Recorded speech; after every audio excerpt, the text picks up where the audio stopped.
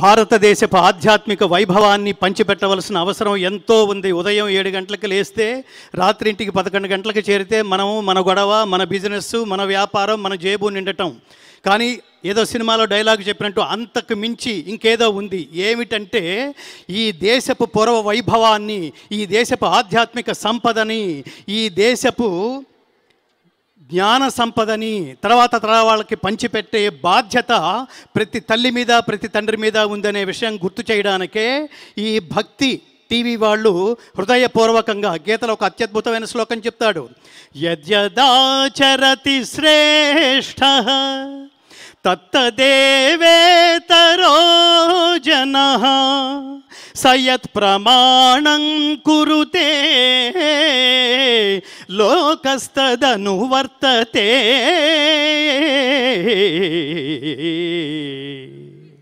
ముందు ఈ మహానుభావుల గురించి చెబుతూ ఆ మహానుభావుల వైశిష్ట్యాన్ని ప్రపంచానికి పంచిపెట్టాలా. ఇంతమంది మహానుభావుల్ని, తపస్సుల్ని, స్వార్థరహిత ఉత్తమ సమాజం కోసం పాటుపడే ఈ స్వామీజీలని, తపస్సుల్ని, ఇంతమందిని ప్రతిరోజు మన మధ్యకి తీసుకువచ్చి ఎందుకు పరిచయం చేస్తున్నారో వాటి అంతరంగం కనుక మనం గుర్తించగలిగితే మన జన్మలు చరితార్థం అవుతాయి. భారతదేశానికి ఖచ్చితంగా పూర్వవైభవం వస్తుంది మిత్రులారా. అందులో ప్రధానంగా ఏమనుకున్నాం? జై శ్రీరామ. మళ్ళీ అనండి.